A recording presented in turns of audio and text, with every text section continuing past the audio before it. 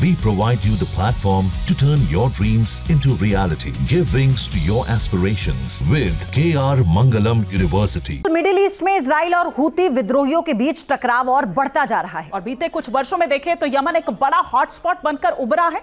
Houthi विद्रोहियों ने कई जहाजों को भी निशाना बनाया। बिल्कुल, हूती लगातार इजराइल को चेतावनी देता रहा है। ये सब हूती कैसे कर रहा है? हूतियों की पावर कितनी है और उनके पास कितने आखिर घातक हथियार हैं, इस रिपोर्ट में आपको दिखाते हैं।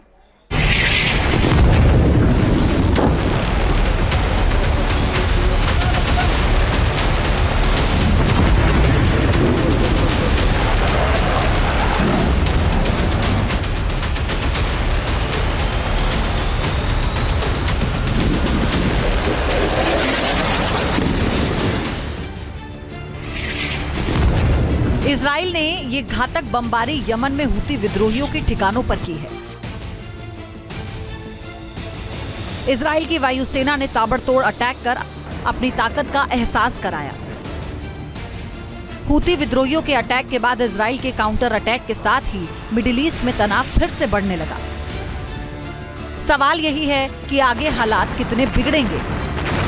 इजराइल के साथ वार पलटवार के बीच यमन के हूती विद्रोहियों ने दावा किया है कि उन्होंने जिस कार्गो शिप को 6 जुलाई को निशाना बनाया था वो लाल सागर में पूरी तरह डूब गया है। हूती विद्रोहियों ने लाइबेरिया के झंडे वाले ग्रीस के जहाज मैजिक सीज पर ड्रोन मिसाइल, रॉकेट, प्रोपल्ड ग्रेनेड और छोटे हथियारों से हमला किया। इस हमले के बाद जहाज के चालक दल के 22 सदस्यों को जहाज छोड़ना पड़ा। हमले के बाद का वीडियो भी सामने आया जिसमें कुछ लोग नजर आ रहे हैं। धीरे धीरे जहाज में पानी भरने लगता है और वो डूब जाता है। जहाज पर हुए अटैक और इजराइल की बमबारी के बाद आशंका बढ़ गई कि हूती विद्रोही लाल सागर में एक बार फिर जहाजों को निशाना बनाने का बड़ा अभियान शुरू कर सकते हैं, जिससे मिडिल ईस्ट में जंग भड़कने से इनकार नहीं किया जा सकता।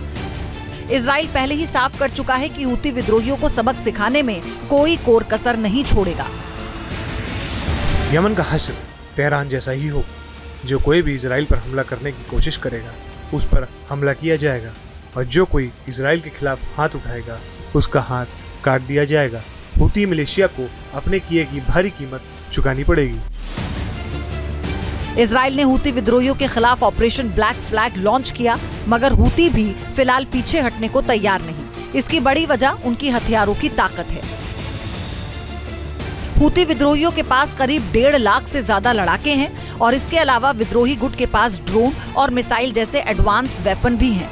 कई रिपोर्ट में यह भी दावा किया गया कि हूतियों के पास 1000 से ज्यादा ईरानी मिसाइलें हैं। अमेरिकी थिंक टैंक के मुताबिक हूती विद्रोहियों के पास कई तरह की एंटी शिप क्रूज मिसाइलें हैं, जिनकी क्षमता 80 से लेकर 300 किलोमीटर तक टारगेट करने की है। इसके अलावा हूतियों के पास एंटी शिप बैलिस्टिक मिसाइलें भी हैं, जो 300 किलोमीटर की दूरी तक किसी भी ठिकाने को टारगेट कर सकती हैं।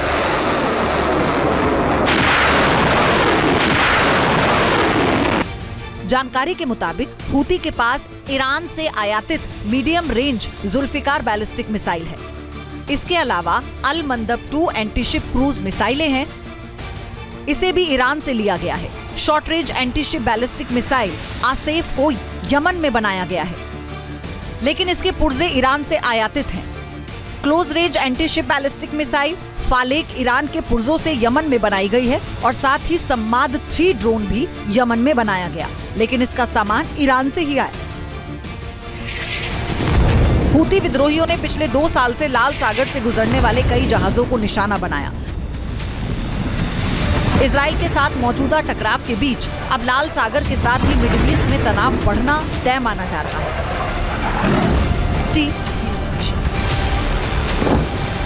जहाँ भक्ति है हर शब्द में, कथाओं में छुपे हैं दिव्य रहस्य और ज्योतिष देता है जीवन को दिशा। धर्म से जुड़ी हर बातों को जानने के लिए हमारे चैनल स्तुति को सब्सक्राइब करें। चैनल पर जाने के लिए इस लिंक पर क्लिक करें।